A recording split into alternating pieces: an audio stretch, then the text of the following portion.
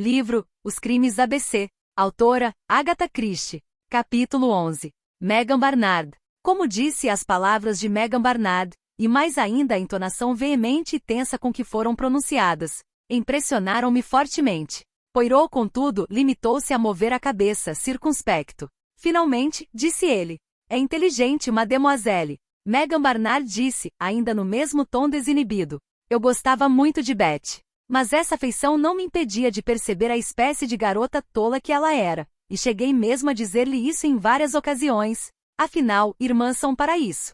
E ela deu atenção a seus conselhos? Certamente que não, retrucou Megan com ironia. Poderia ser mais explícita, mademoiselle? A jovem hesitou, e Poirot lhe disse com um leve sorriso. Vou ajudá-la. Ouviu o que disse Hastings. Que sua irmã era inteligente, alegre e sem casos amorosos. Isto é, um tanto contrário à realidade dos fatos, não?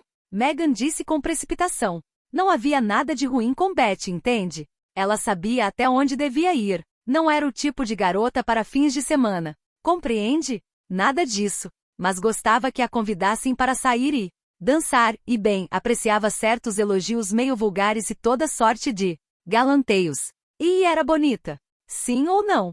Essa pergunta, que eu ouvia pela terceira vez naquele mesmo dia, obteve então uma resposta bem ilustrativa, concreta. Megan deslizou com agilidade da ponta da mesa, abriu sua maleta de viagem e tirou dali algo que entregou a Poirot. Numa pequena moldura de couro escuro, via-se a foto de uma jovem sorridente, de expressão muito alegre. Seu cabelo fora ondulado recentemente, dava para notar, e contornava sua cabeça numa massa de cachos frisados. O sorriso era brejeiro, mas meio forçado.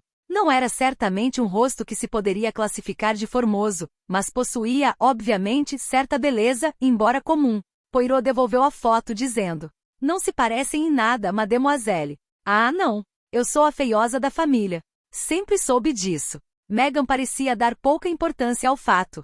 Em que sentido exatamente acha que sua irmã se comportava como uma tola? Quer dizer, talvez em relação a Donald Fraser? É isso aí. Dom é o tipo da pessoa ponderada, mas bem naturalmente ficava sentido com certas coisas, então. E então o que, mademoiselle? Poirot olhava a moça fixamente. Talvez fosse imaginação minha, mas achei que ela hesitou ligeiramente antes de responder. E receei que ele viesse a dar-lhe-o fora. E teria sido uma pena. Dom é um rapaz equilibrado e trabalhador, e daria um bom marido para ela. Poirot continuava a analisá-la com o olhar. Ela não fugiu a esse olhar penetrante, mas sustentou-o com aquela mesma expressão que me recordou seu primeiro gesto desafiante, a maneira quase desdenhosa como me brindara na sala. Então foi só isso, disse Poirot finalmente. Nós não falamos. A verdade de maneira nenhuma. Ela balançou os ombros e voltou-se para a porta dizendo. Bem, fiz o que podia para ajudá-lo. Ia afastar-se, mas a voz firme de Poirot a reteve. Espere, mademoiselle. Tenho algo a lhe dizer. Volte aqui. Embora de má vontade, penso eu, ela obedeceu. Mas, para minha surpresa, Poirot pôs-se a falar da história das cartas de ABC, do crime de Andover, e do guia de trens encontrado, junto ao corpo das duas vítimas. Megan não lhe deu razão para queixas de falta de interesse no relato. Os lábios da jovem ficaram entreabertos, seus olhos brilharam mais vivamente, muito interessados no que ele dizia. Tudo isso é verdade, Sr. Poirot? Sim, é verdade. Quer dizer então que minha irmã foi morta por um desses horríveis maníacos homicidas? Precisamente. Ela respirou fundo antes de exclamar. Ah, Beth, como isso é horrível. Já vê, mademoiselle, o alcance da informação que lhe pedi para dar espontaneamente, sem se preocupar se iria ou não magoar alguém. Sim, agora percebo isso. Então podemos continuar nossa conversa. Eu tinha imaginado esse Donald Fraser como sendo, talvez, dotado de um temperamento rude e ciumento, confere? Megan Barnard disse tranquilamente. Agora sinto confiança no Sr. Poirot, e vou lhe dizer a pura verdade. Como já disse antes, Dom é muito ponderado, uma pessoa que sabe se conter, o senhor sabe a que me refiro. Nem sempre consegue expressar o que sente com palavras, mas no íntimo, compreende e sente certas coisas intensamente. E tem uma índole ciumenta. Sempre teve ciúmes de Beth. Era muito dedicado a ela, e, naturalmente, minha irmã gostava dele, mas não era próprio de Beth gostar de uma pessoa e aliar-se dos demais. Não tinha esse jeito apaixonado. Ela, bem, arriscava sempre um olhar para algum rapaz bonitão que passasse algum tempo em sua companhia. E naturalmente, trabalhando no Ginger Cat, estava sempre se encontrando casualmente com homens, especialmente nas férias de verão. Tinha a língua sempre afiada, e assim, se eles a aborreciam, dava-lhes o troco na hora.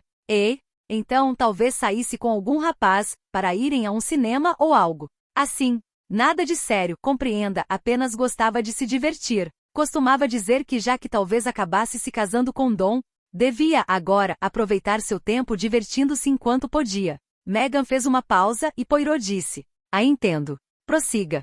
E era justamente essa disposição de espírito de Beth que Dom não podia entender. Se ela realmente gostava dele, ele não compreendia por que ela desejava sair com outros rapazes. E uma vez ou duas tiveram uma briga séria por causa disso. Mas Dom não é um homem calmo, ponderado? Acontece com ele o mesmo que com todas as pessoas tranquilas, sossegadas. Quando perdem a paciência, pensam até em vingança. Dom mostrou-se tão violento que Beth ficou assustada. Quando foi isso? Bem, essa briga aconteceu há cerca de 1 ano e a outra, pior, ainda foi há 1 mês, mais ou menos. Eu vinha para cá num fim de semana, e tentei ajeitar as coisas de novo entre eles. Foi quando procurei despertar o bom senso de Beth, e lhe disse que ela agia como uma garota tola. Tudo o que ela me respondeu então foi que não havia nada de mal naquilo. Bem, isso não deixava de ser verdade, mas de qualquer modo ela estava cavando sua infelicidade. O senhor sabe, ela adquirira o hábito, após a briga de 1 ano atrás, de inventar algumas mentirinhas convenientes apoiando-se no ditado: "O que os olhos não veem o coração não sente." A última desavença aconteceu porque ela dissera a Dom que iria a Hastings ver uma amiguinha, mas ele veio a saber que ela realmente estivera em Astorne com um certo homem. Ele era casado, como se soube depois, e mantivera segredo disso, o que tornou as coisas piores ainda. Dom e minha irmã fizeram uma cena terrível e Beth disse que ainda não estava casada com ele e que, portanto, tinha o direito de sair com quem lhe agradasse, e Dom, muito pálido, trêmulo de raiva, afirmou que qualquer dia. Sim, ele disse que cometeria um crime, acabou concluindo Megan, em tom mais baixo. Ficou parada fitando Poirot, que moveu a cabeça com ar sério. E assim, naturalmente, você ficou receosa. Nem por um instante pensei que ele chegasse a cumprir sua ameaça. Estava com receio era de que aquilo tudo, a briga e as palavras ditas por Dom, viessem a ser do conhecimento de outras pessoas. Novamente Poirot moveu a cabeça, com ar grave. E certo. E posso dizer, mademoiselle, que não fosse pela vaidade egoística de um assassino, seria isso que teria acontecido. Se Donald Fraser não se tornou suspeito, ele o deve à jactância doentia do Sr. ABC. Fez-se curto silêncio e então ele disse: "Sabe se sua irmã se encontrou realmente com esse homem casado ou algum outro rapaz, ultimamente?" "Não sei. Trabalho em Londres, o senhor sabe. Mas qual a sua opinião?" "Ela não deve ter tido um novo encontro com aquele homem. Ele com certeza pulou fora ao perceber que havia possibilidade de um escândalo, mas não me surpreenderia se Beth tivesse, bem contado, de novo a Dom algumas mentiras. Você sabe, ela gostava de dançar e ir ao cinema, e naturalmente Dom não podia estar saindo com minha irmã com frequência. Assim, pode ser que ela tenha feito confidências a alguém, não? A coleguinha da lanchonete, por exemplo." "Penso que não." Beth não suportava a tal Igley. Ela a achava muito vulgar, e as outras deviam ser novas ali. Beth não iria confidenciar-lhes nada. A campainha da porta soou de modo estridente. Megan chegou à janela e debruçou-se no peitoril. Voltou a cabeça então, rapidamente. "É Dom. Traga-o para cá", disse Poirot com presteza. "Gostaria de conversar um pouco com ele antes que o nosso bom inspetor o monopolize." Megan saiu como um foguete da cozinha, e 2 segundos depois já estava de volta, trazendo Donald Fraser pela mão. Capítulo 12. Donald Fraser. Assim que vi aquele moço entrar, senti pena dele. Seu rosto pálido e a expressão conturbada mostravam como fora profundo o golpe que sofrerá. Era um rapaz de boa constituição, ar inteligente e educado, de 1,80 m talvez, não exatamente bonito, mas com um rosto agradável meio sardento, pómulos salientes e uma brilhante cabeleira ruiva. "O que é isso, Megan?" exclamou ele. "E por que estamos aqui? Por Deus, conte-me tudo o que houve." "Só há pouco eu soube que..." "Beth..." Sua voz sumiu. Poirot puxou uma cadeira para a frente e o convidou a sentar-se. Então meu amigo tirou do bolso um pequeno frasco, despejou um pouco de seu conteúdo num copo convenientemente colocado no aparador da cozinha e disse: "Beba isto, Sr. Fraser. Vai fazer-lhe bem." O rapaz obedeceu. O conhaque diminuiu a sua palidez, reconfortando um pouco. Aprumou-se na cadeira e voltou-se uma vez mais para a jovem. Suas maneiras agora eram sóbrias, e ele demonstrava autocontrole. Então é verdade? Disse ele. Beth morreu? Assassinada? Sim, é verdade, Dom. Ele disse como se raciocinasse mecanicamente. Você acaba de chegar de Londres? Sim. Papai me telefonou. E por volta de 9h30, não foi? Observou Donald Fraser. Sua mente, desafiada pela realidade chocante, buscava uma válvula de escape ao referir-se a detalhes sem importância. Sim, respondeu Megan. Fez-se curto silêncio, e então Fraser perguntou. E a polícia? Eles estão fazendo alguma coisa? Estão lá em cima agora, dando uma espiada nos objetos pessoais de Beth, acho eu. E não tem nenhuma ideia de quem. Não sabem. Notava-se logo que Donald tinha um temperamento sensível, experimentando certo pudor e dificuldade em transpor para as palavras a realidade de fatos violentos e chocantes. Poirot acercou-se mais um pouco do rapaz para lhe fazer uma pergunta. Sua voz adquiriu um tom prosaico, informal, como se a indagação se referisse a um detalhe sem maior importância. A senhorita Barnard lhe disse aonde pretendia ir na noite passada? Ao responder, Fraser pareceu fazê-lo mecanicamente. Ela me contou que ia a St. Leonards com uma amiga. Que você acreditou nela? De repente o autômato ganhou vida própria. O que está querendo dizer com isso? Seu rosto, transtornado por súbita cólera, e sua expressão ameaçadora fizeram-me compreender que a jovem Beth deve ter ficado com medo de despertar sua raiva. Poirot disse secamente. Beth Barnard foi morta por um assassino calculista. Somente. Dizendo a estrita verdade, você poderá ajudar-nos a obter uma pista. O rapaz dirigiu um breve olhar a Megan, como se a consultasse. Ele tem razão, Dom, disse ela. Não é hora de se preocupar com seus sentimentos pessoais ou os de mais alguém. Deve ser objetivo. Donald Fraser olhou para Poirot com desconfiança. Quem é o senhor? É da polícia? Sou algo melhor do que a polícia, respondeu Poirot, mas disse tal coisa sem arrogância deliberada. Para ele, tratava-se da simples enunciação de um fato. Conte para ele, disse Megan. Donald Fraser cedeu. Não tenho certeza, disse por fim. Acreditei nela quando me falou. Nunca pensei que não fosse fazer o que me dissera. Mais tarde, talvez, achei que havia algo diferente em seu modo de ser. Comecei a pensar. E então?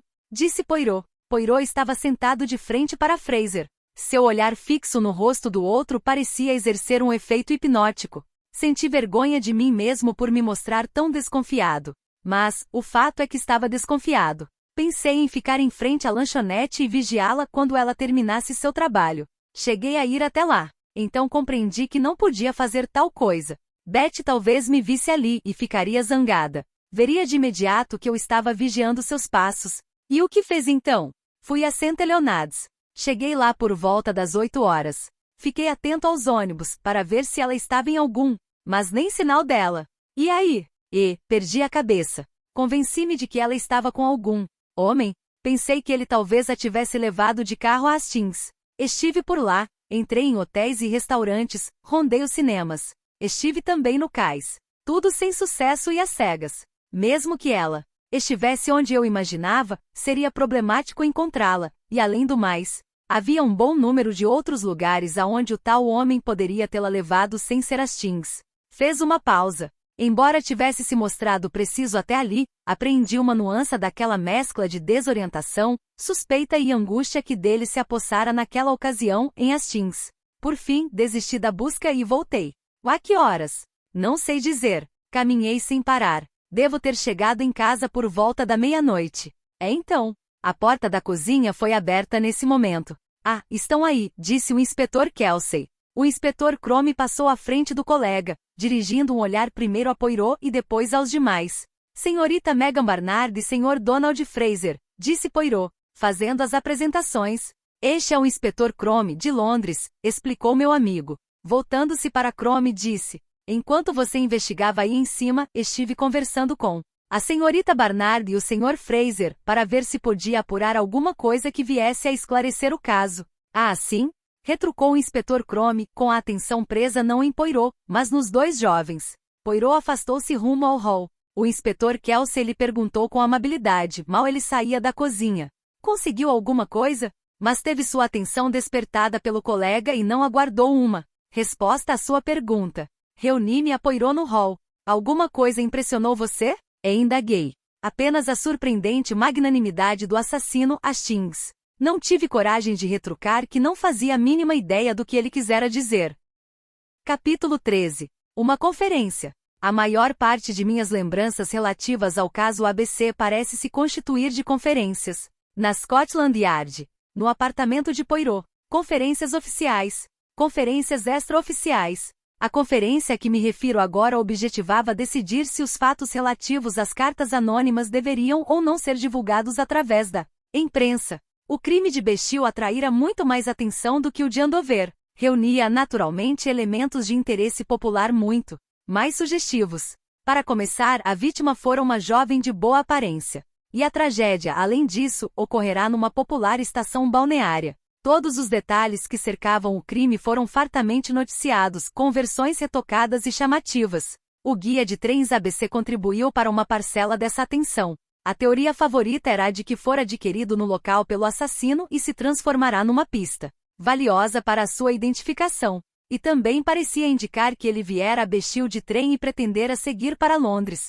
O guia de trens não figurara no reduzido noticiário acerca do assassinato de Andover. Assim, os dois crimes não pareciam correlacionados aos olhos da opinião pública. Temos que decidir sobre a política a adotar, disse o delegado auxiliar. A coisa está no seguinte pé: que orientação nos trará melhores resultados? Devemos apresentar ao público os fatos, solicitar sua cooperação? Afinal de contas, serão milhões de pessoas a colaborar conosco em busca de um maníaco. Ele não deve proceder como um louco, objetou o Dr. Thompson. Tomarão nota das vendas do ABC. E coisas desse tipo, prosseguiu o delegado auxiliar, sem atentar para a objeção do médico. Contra isso, suponho haver a vantagem de agir no escuro, não deixando o nosso homem saber o que pretendemos fazer. Mas aí ocorre o fato de que ele sabe muito bem o que nós sabemos. Chamou deliberadamente a atenção sobre si mesmo através dessas cartas. Bem, Cromer, qual a sua opinião? Encaro a coisa da seguinte maneira, senhor. Se tornar público esse assunto, o senhor estará jazendo o jogo de ABC. Eis o que ele deseja: publicidade e notoriedade. É o que está procurando. Não acha que tenho razão, doutor? Ele quer fazer sensação. Thompson assentiu com a cabeça. O delegado auxiliar disse pensativamente.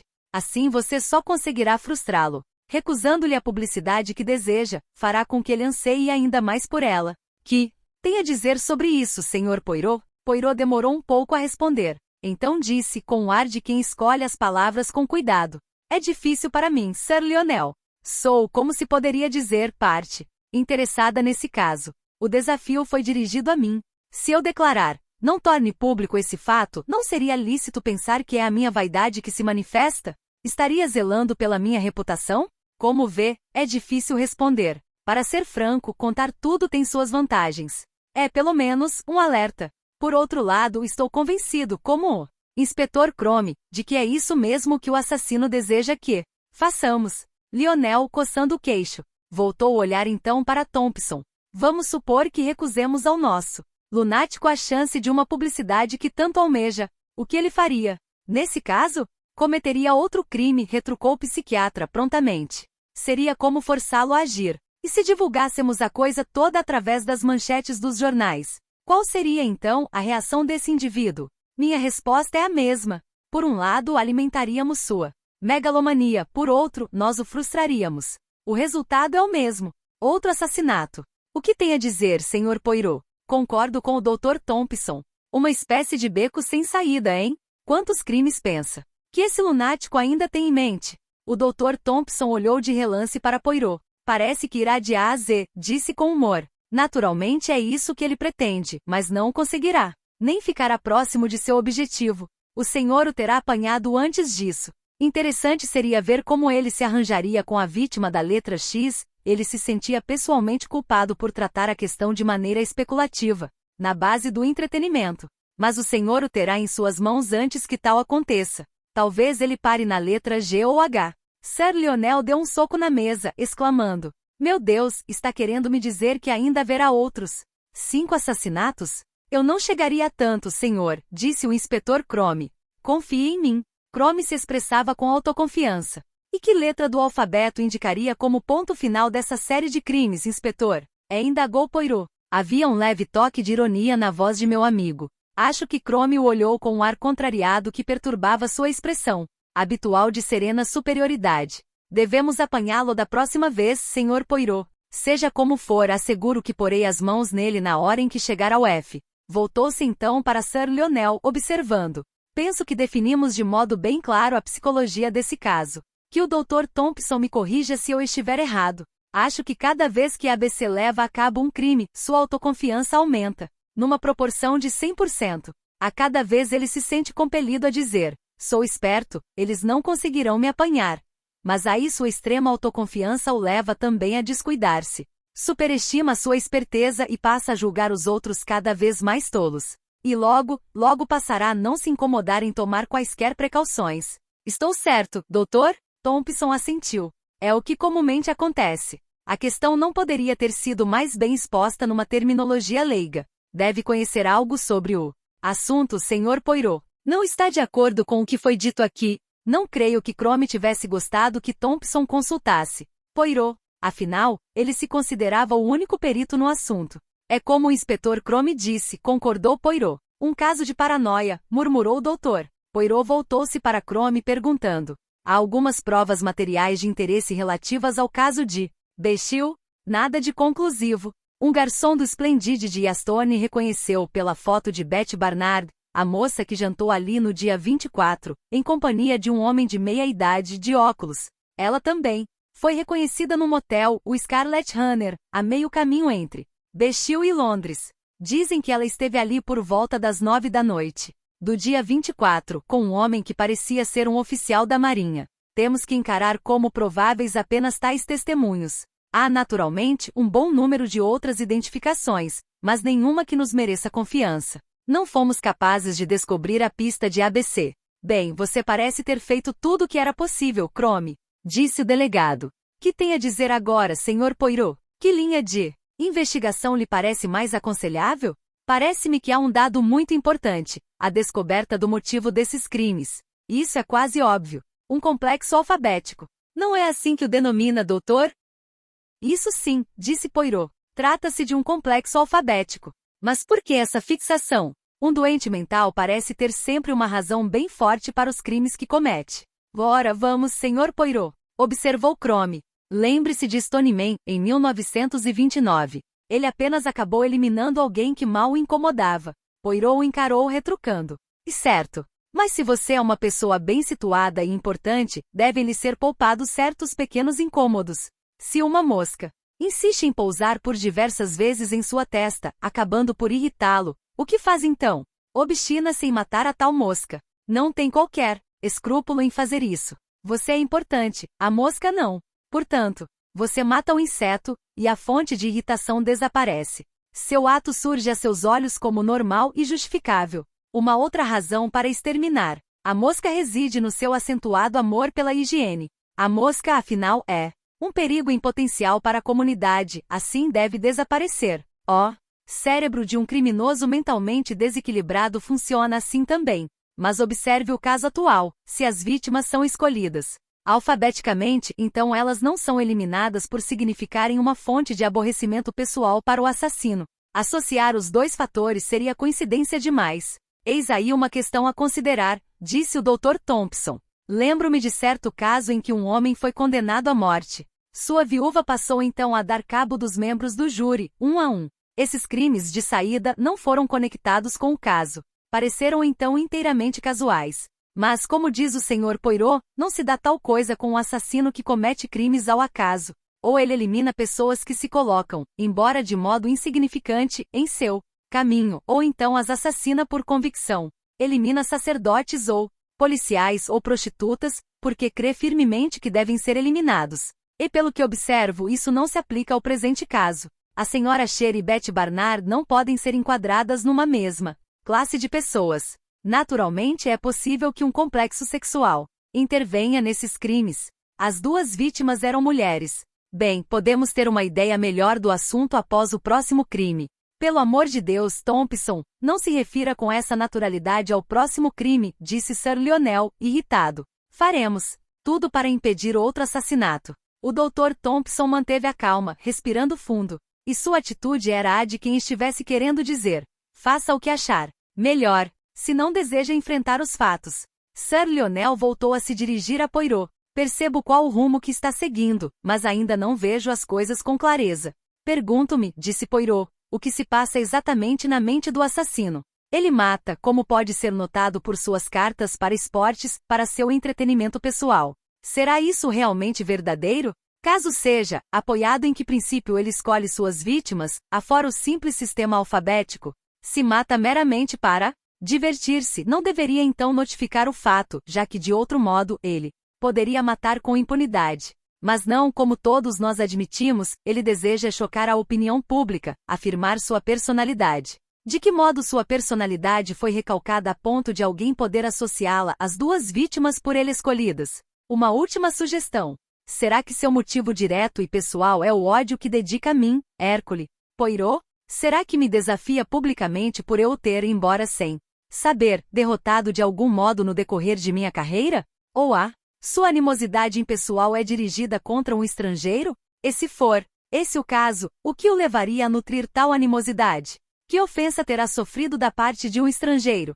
São observações muito sugestivas, disse o Dr. Thompson. O inspetor pigarreou antes de comentar. Realmente, talvez sejam um pouco inadequadas no momento. De modo algum, meu amigo, disse Poirot, olhando fixamente. É aí mesmo, nestas indagações, que se acha a solução. Se descobrirmos o motivo exato, fantástico talvez para nós, mas lógico, para ele pelo qual nosso lunático comete esses crimes, poderemos saber, provavelmente, quem será a próxima vítima. Crome balançou a cabeça e replicou. Ele as escolhe ao acaso, eis a minha opinião. O magnânimo assassino, disse Poirot. E o que foi que disse? Eu disse, o magnânimo assassino. Franz Asher poderia ter sido preso pelo assassinato de sua esposa, e Donald Fraser também, pela morte de Betty Barnard, não fosse pelas cartas de advertência de ABC. Será que ele é tão sensível a ponto de não poder admitir que outros sofram por algo que não cometeram? Não tenho conhecimento de que coisas estranhas assim aconteçam, observou o Dr. Thompson. Conheci homens que mutilaram cerca de 6 pessoas apenas porque uma de suas vítimas não morreu no ato e sofreu um bocado. Ainda assim, não acho que seja essa a motivação de nosso homem. Ele anseia assumir a plena autoria desses crimes para sua própria honra e glória. Essa é a explicação mais adequada. Não chegamos a nenhuma decisão quanto à divulgação ou não dos fatos, disse Sir Lionel. Se me permite uma sugestão, disse Crome, por que não aguardar o recebimento da próxima carta? Aí divulgaríamos o assunto através de edições especiais, etc. Ocasionaria um certo pânico na cidade. A ser escolhida para o novo crime, mas colocaria de sobreaviso todo aquele cujo sobrenome começasse por C, e mexeria com os brios de ABC. Ele fará tudo para se sobressair, e será aí que o apanharemos. O futuro mostrará o quanto estávamos desavisados. Capítulo 14. A terceira carta. Lembro-me bem da chegada da terceira carta de ABC. Devo dizer que todas as precauções haviam sido tomadas para que, quando o ABC retomasse sua ofensiva, não houvesse protelações nem contratempos. Um jovem sargento da Scotland Yard foi destacado para guardar o apartamento, e caso Poirot e eu estivéssemos ausentes, era sua obrigação atender a quem aparecesse a fim de comunicar-se com o distrito policial sem demora. À medida que os dias iam passando, nossa ansiedade aumentava. O ar distante e superior, típico do inspetor Crome, acentuara-se mais ainda desde que, uma a uma, as pistas em que confiava foram frustradas. As descrições imprecisas de homens que teriam sido vistos em companhia de Betty Barnard resultaram inúteis. Vários carros notados nos arredores de Bexhill e Cooden estavam estacionados ali por motivos justificados, ou então a polícia não conseguiu localizá-los. A investigação acerca de compras de exemplares do guia ABC trouxe apenas contrariedades para pessoas inocentes. Quanto a nós, cada vez que a voz familiar e as batidas do carteiro na porta se faziam ouvir, nossos corações batiam mais depressa, apreensivos.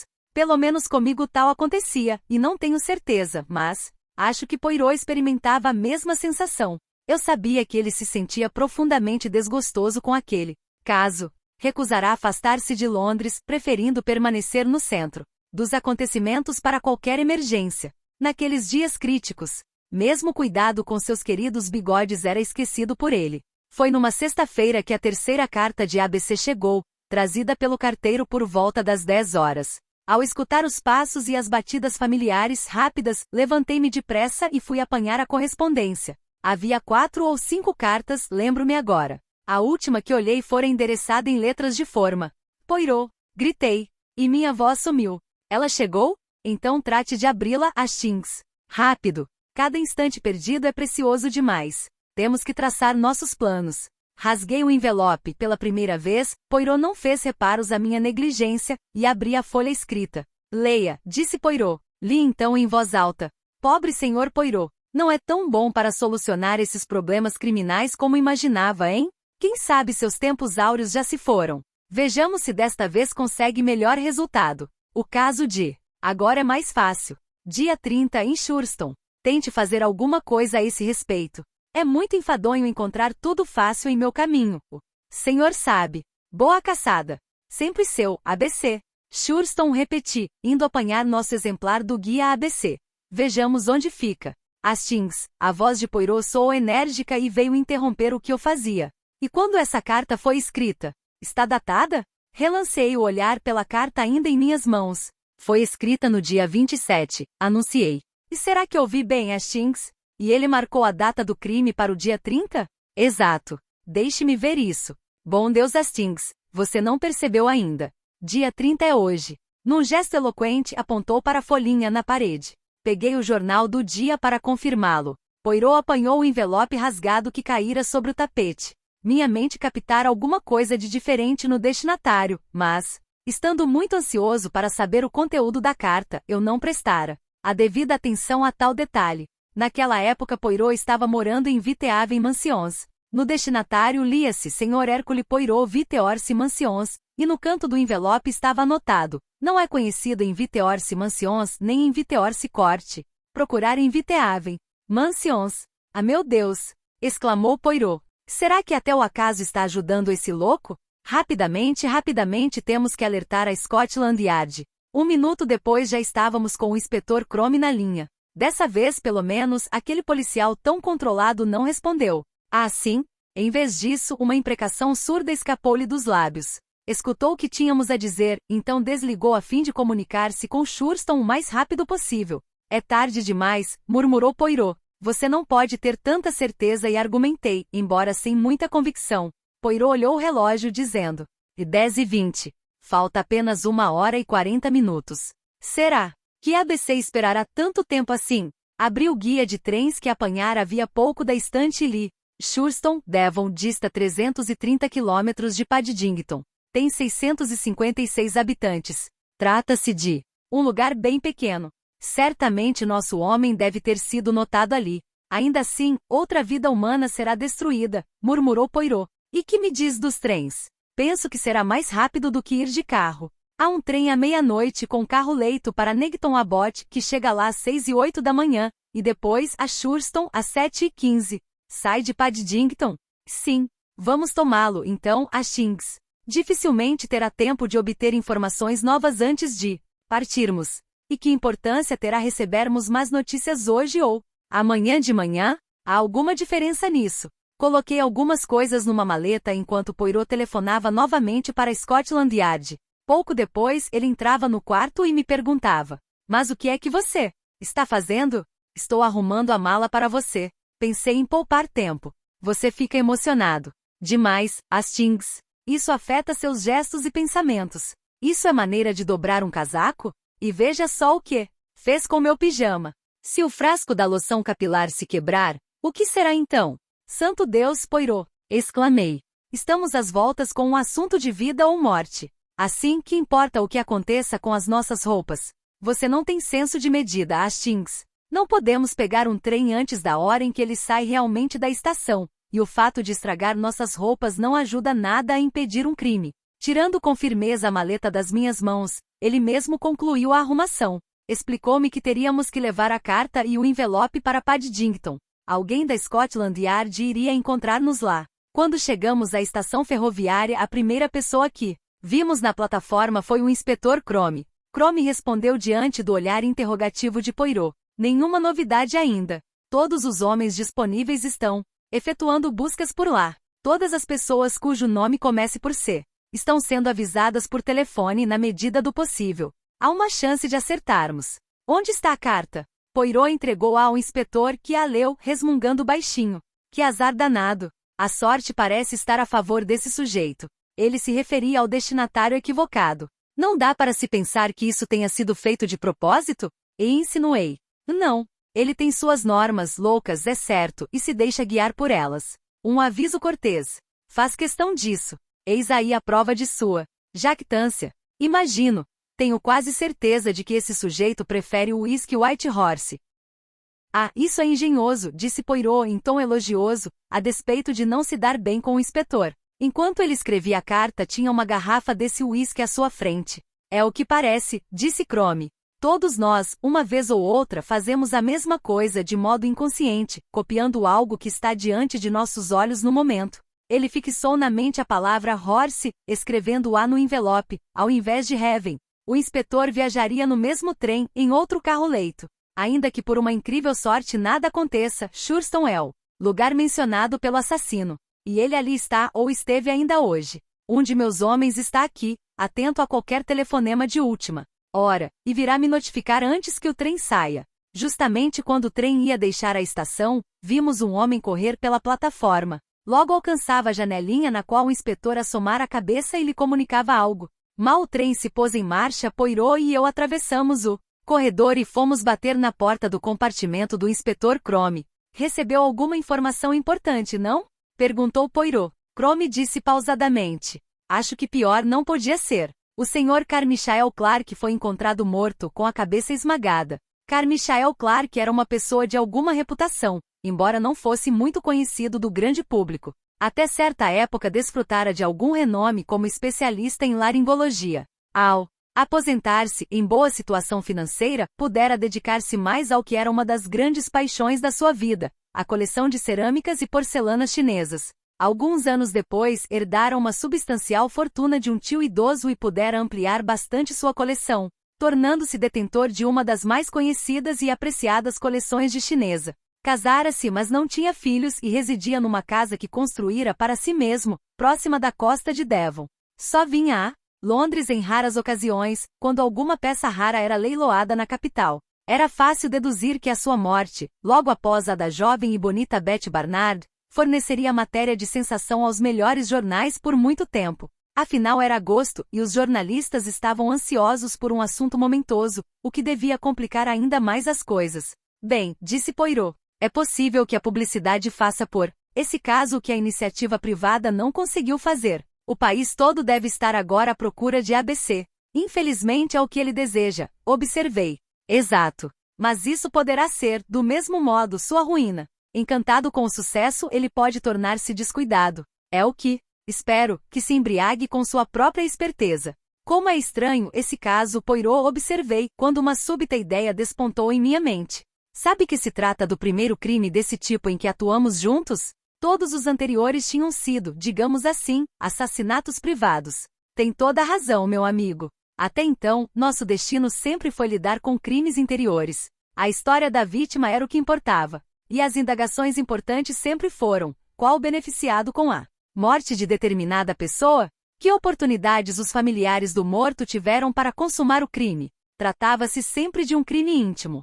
Agora, pela primeira vez desde que nos associamos, estamos lidando com um crime cometido a sangue frio, impessoal. Crime exteriorizado. Senti um leve estremecimento e murmurei. É deveras horrível. Sim. Desde o primeiro momento, quando li a carta inicial, senti que havia ali alguma coisa irregular, deformada. Fez um gesto impaciente e acrescentou. Mas não devemos nos deixar trair pelos nervos. Esse não é pior do que nenhum crime comum. Ele é. Não consegui encontrar a palavra certa. Será pior tirar a vida ou vidas de estranhos do que eliminar alguém muito íntimo e estimado por você? Uma pessoa que confia e acredita em você? Acho que esse crime é pior por ser anormal. Não, Hastings. Não é pior, somente mais difícil. Não concordo com você. É infinitamente mais aterrorizante. Hercule Poirot disse, com ar pensativo. Deveria ser mais fácil de deslindar por ser obra de um anormal. Um crime cometido por alguém lúcido e sadio deveria ser muito mais complicado. No presente caso, se pudéssemos apreender sua essência.